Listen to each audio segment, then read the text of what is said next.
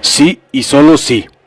El punto máximo de la pandemia provocada por el COVID-19 en el país, y especialmente en las zonas que presentan un índice más alto de contagios, será alcanzado esta semana.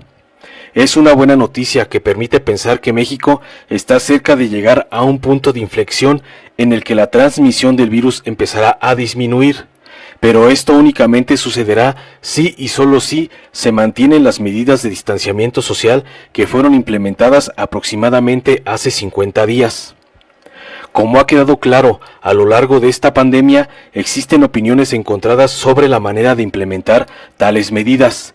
En algunos lugares se ha hecho uso de la fuerza para que las personas se queden en casa, pero en México, al menos a nivel federal, se ha apostado a la responsabilidad social, medida que hasta el día de hoy prueba haber sido efectiva, tal y como lo demuestran los datos de movilidad que se han generado. Por ejemplo, de acuerdo con las estadísticas de movilidad de la empresa Apple, en México las personas han dejado de manejar sus vehículos en un 53%, de caminar en las calles en un 62% y de utilizar el transporte público en un 77%. Sin embargo, las estadísticas también señalan que en algunos estados de la República Mexicana, incluso donde se han implementado medidas más coercitivas, la disminución de la movilidad es menor que a nivel nacional.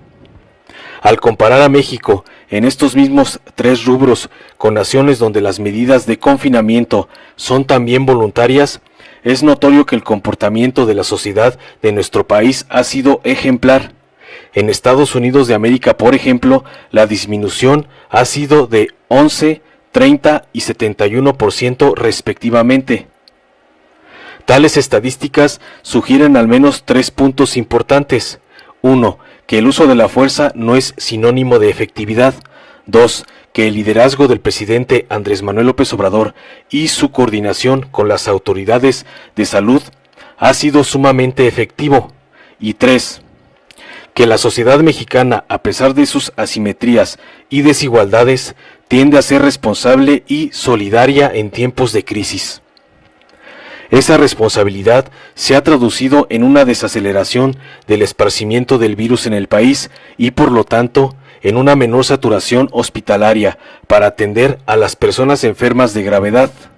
Por ejemplo, mientras que en Estados Unidos de América existen alrededor de 3.360 casos de COVID-19 por cada millón de habitantes, número similar al de Italia, en México hasta el momento se registran 172 casos por cada millón de habitantes.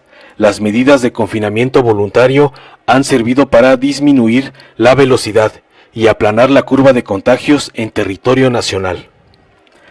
Lamentablemente, al igual que en el resto del mundo, en México no se ha podido evitar la pérdida de vidas a causa del COVID-19, pero el hecho de haber logrado la desaceleración de los contagios ha permitido que el número de fallecimientos sea menor al que se está registrando en otras latitudes. Hasta ahora en el país se registra una tasa de mortalidad a causa del COVID-19 de 1.56 por cada 100.000 habitantes.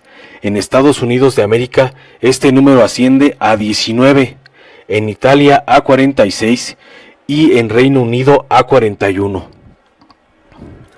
Esos indicadores: la reducción en la movilidad, el número reducido de contagios y la baja tasa de mortandad en proporción a la población hacen que el país entre con esperanza a la peor fase de la pandemia.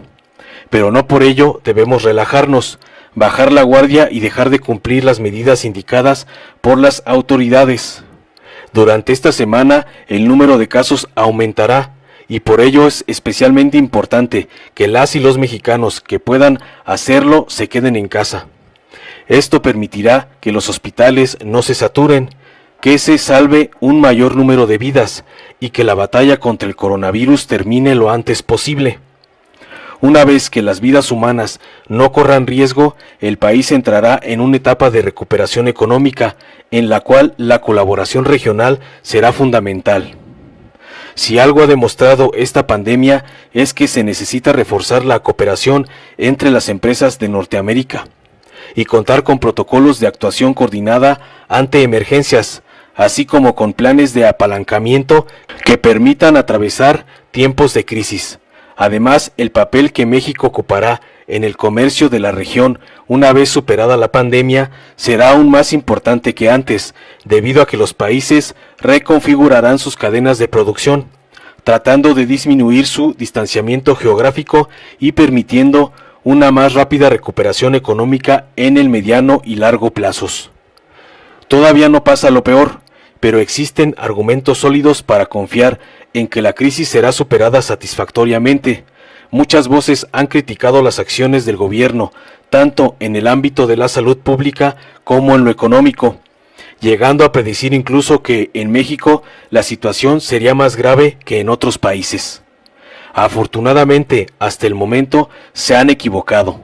Los datos son alentadores y sugieren que una vez más saldremos adelante, pero esto sucederá si y solo si nos mantenemos en unidad, dando lugar a la solidaridad y no al individualismo. Informó Mr. Politicón, nos vemos en el siguiente video. Si te gustó, dale like, compártelo, suscríbete y activa la campanita para recibir las notificaciones de nuestro canal.